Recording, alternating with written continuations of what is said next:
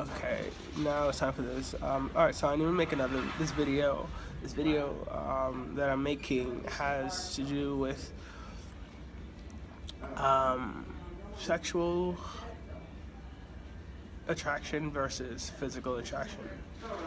Many people, once again, may assume that it's all one and the same, but this is the furthest from the truth. And if you don't know this, it can really steer you in the wrong direction. It can really cause you to fall victim to into the trap, because many people, when you see remember, like scripture goes back, there's a difference between God and darkness. Excuse me. Darkness uses a lot of physical feeling. God uses spiritual gifts. So the separation that you see between one and the other, we rely on God's spiritual gifts. And people who are attached to this world, attached to evil, darkness, you see them more inclined to see the physical. Give me physical that I can touch and feel, that I can physically see and touch with my own eyes. They don't want the gift of removing fear. They don't want the gift of removing shame. They don't want the gift of removing torment and abuse. They don't want these beautiful gifts that give you so much strength to move in peace, to have a peace of mind. God gives you the gift of understanding, the wisdom. He gives you, there are gifts of the Spirit. You have to. It's in Scripture. He tells you the 7 gifts. They're gifts of the Spirit, of understanding and wisdom and all these different beautiful gifts. And when you get them, it's just like a beautiful thing. Some can perform miracles, this, that, and the other. Some can prophesy and see visions of what's about to happen. Others just have acquired wisdom that are far above and beyond others. They're much wiser. And I know that God has given me the gift of wisdom, and I try my best to put out these little teachers with hopes of helping others see things like just from a secular perspective. You know, a lot of times when people preach, they preach, and it's kind of hard to relate. So being able to connect with someone, not only be connected to God spiritually, but being able to translate what is being shown to me and translate that to an everyday person that doesn't have a close relationship with God. So that's the objective here. So let's go back to the teach. Understanding that there's a big difference between physical and sexual attraction. When you see someone physically, someone can be physically attractive, whether that he or she is of the same sex or the opposite sex. That does not necessarily mean that you are sexually attracted to that person. There are many physically attractive people in this world. That doesn't mean that you should want to engage in sexual activity with each person that you see that is physically attractive. Granted, we all have the capacity to do whatever we want, when and how, but the sexual attraction does not occur in every single situation where you see someone who's been physically attractive. The point of that being brought up, it goes back to the first video I made about having childlike faith, because when you see somebody, and then this video is very specific for those people who are struggling with homosexuality, people who are in the struggle. So if you understand that when you see someone, because you're going to see them, and you're going to see them as being physically attractive, this doesn't necessarily mean that you're sexually attracted to that person. Understand that.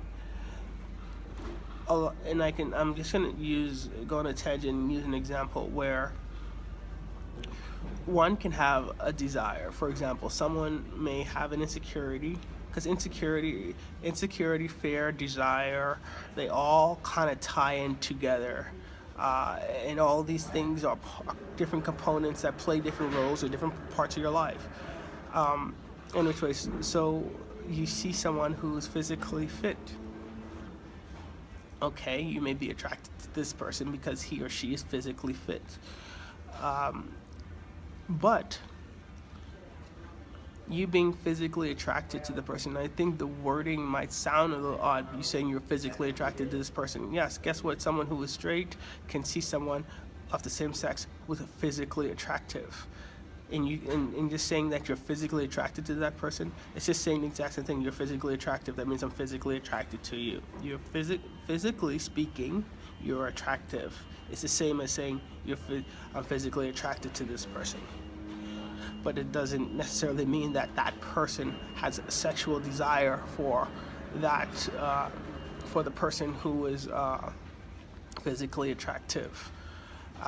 And we have to detach ourselves from this carnal mind where we're completely entrapped with the physical. The physical is of darkness. We need to get more in touch with the spiritual things that are happening, and understand that, okay, now you see this person being physically attractive.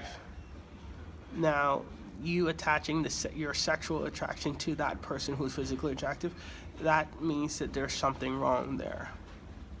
There's something that is in the mind that is tying one and the same together.